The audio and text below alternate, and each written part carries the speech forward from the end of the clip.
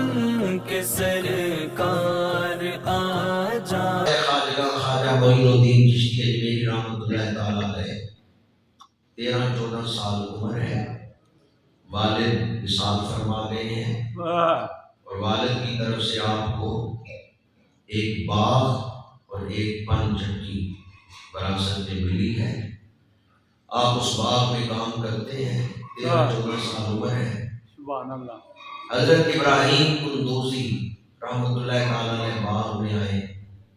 خواجہ صاحب کو بچپن سے ہی درویشوں سے محبت تھی جی آپ حسینی سید ہیں، سبحان حضرت اللہ۔ امام موسیٰ کاظم رضی اللہ تعالیٰ عنہ کی اولاد میں سے حضرت ابراہیم قندوزی آئے۔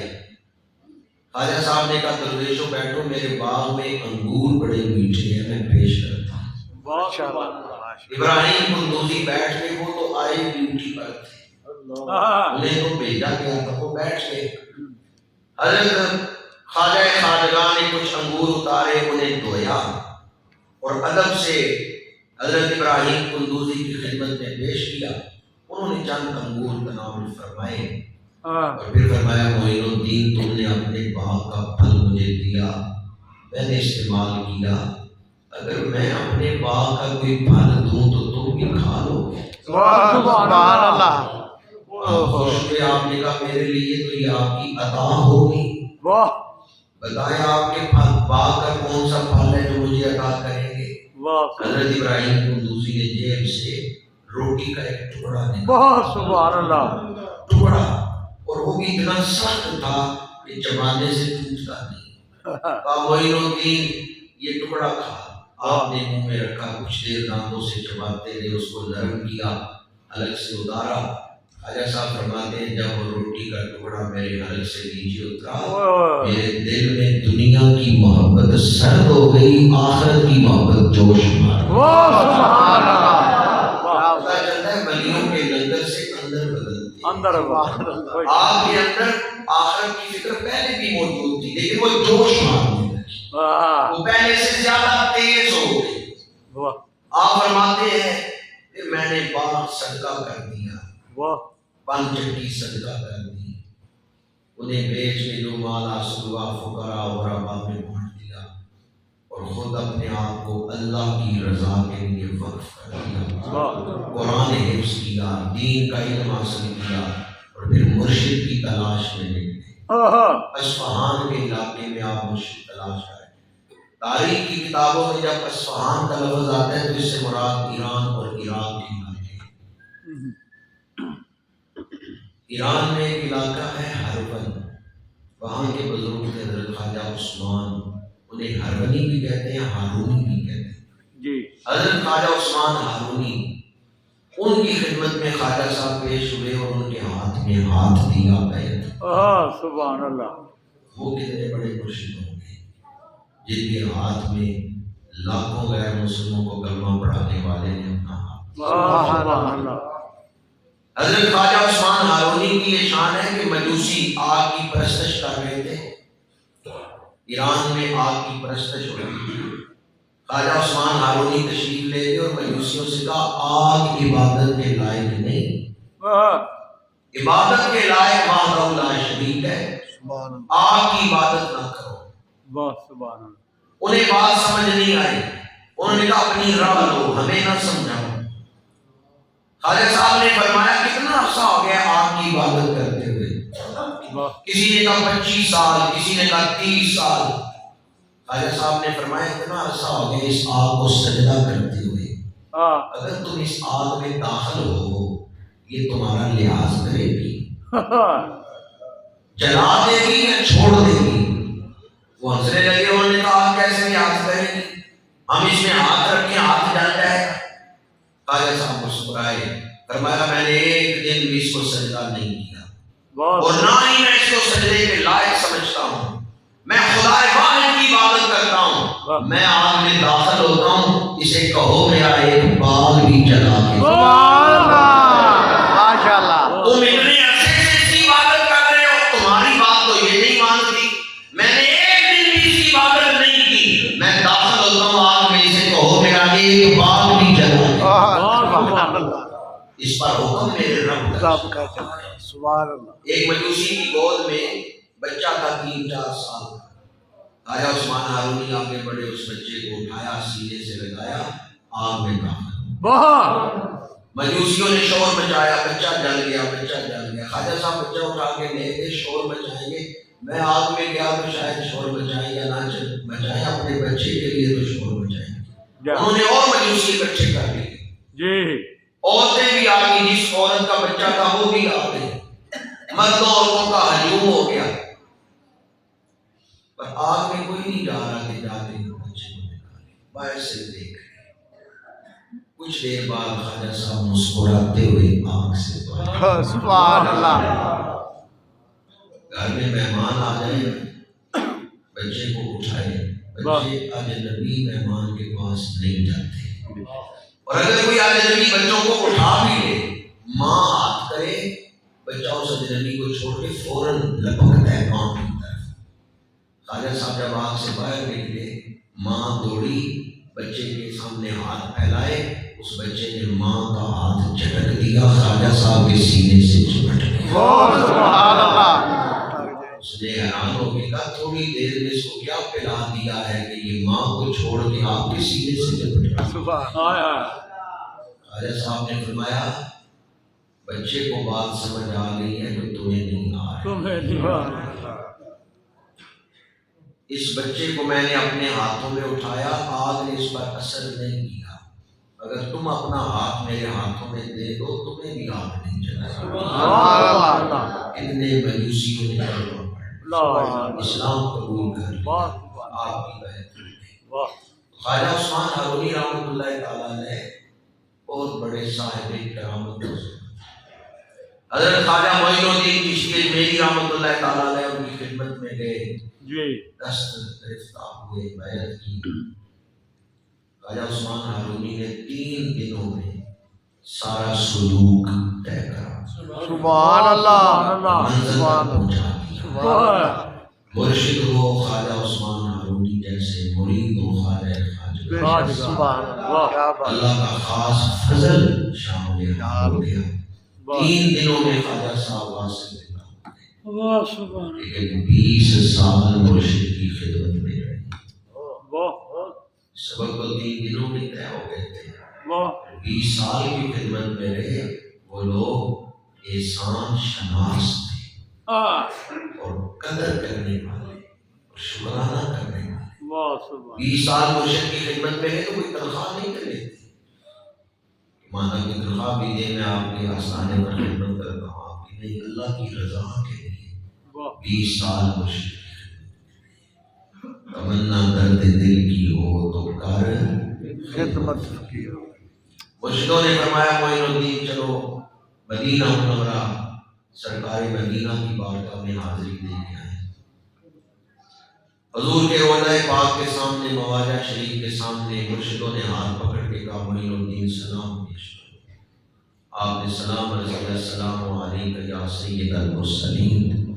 تو روضہ پاک سے جواب آیا, وعلیکم السلام یا سلطان الاولیاء. سبحان اللہ ہند میں ولیوں کے سلطان تیرے اوپر بھی سلام.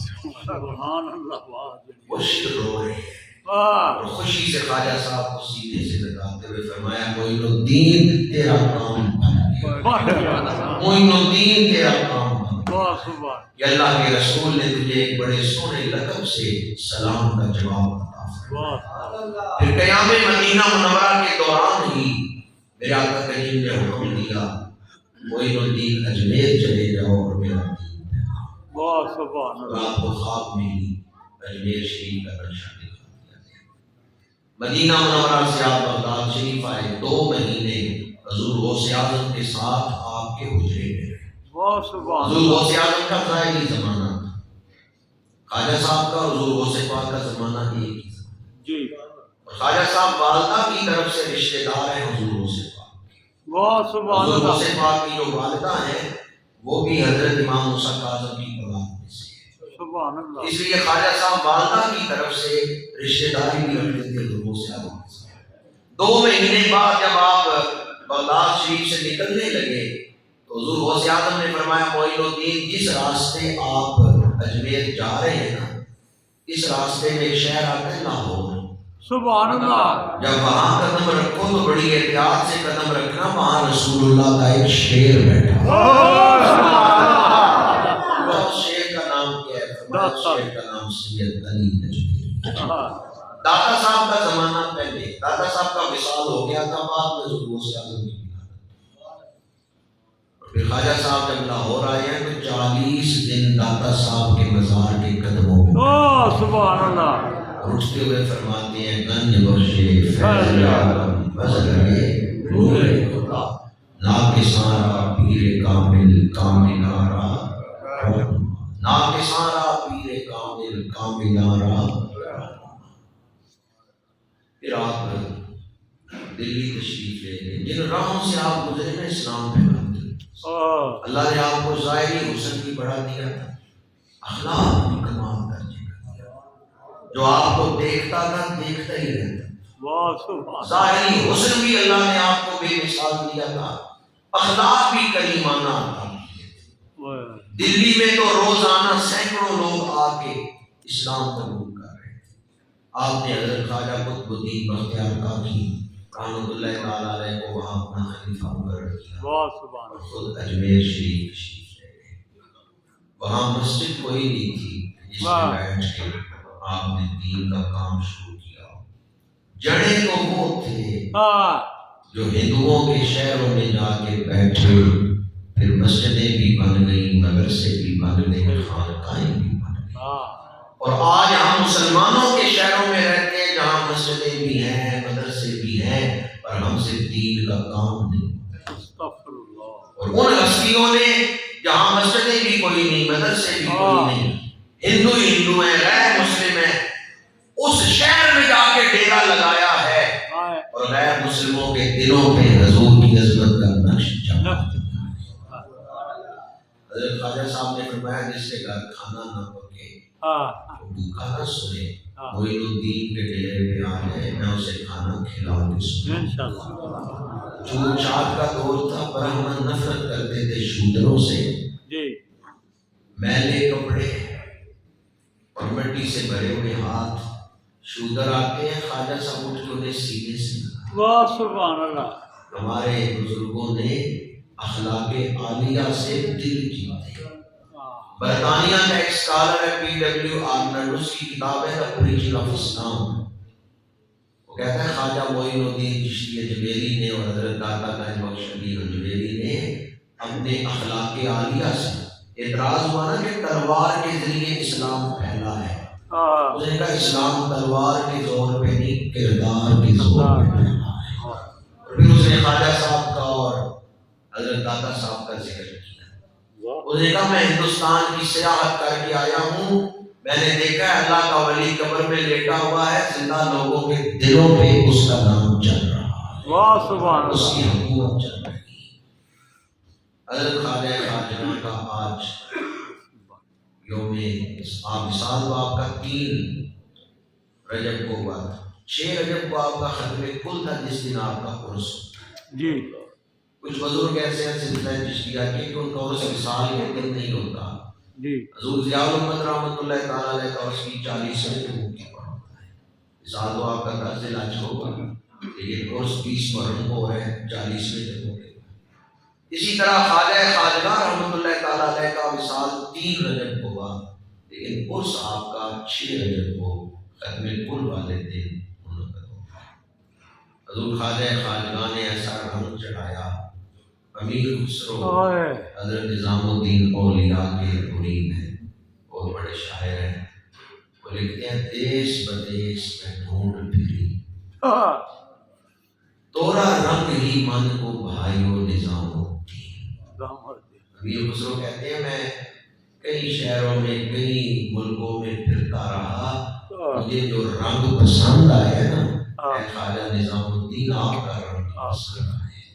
اور پھر آپ فرماتے ہیں اور کوئی رنگ نہ سہائے، تورا رنگ ہی من کو بھائے۔ ان اللہ والوں نے مخلوق پہ بندگی کا رنگ چڑھایا ہے، حضور کے عشق کا رنگ چڑھایا ہے، حضور کی محبت کا رنگ چڑھایا ہے۔ بڑی مشہور آیت ہے قرآن پاک کی، اس سے کو بات کروں ومن احسن من اللہ صبغہ۔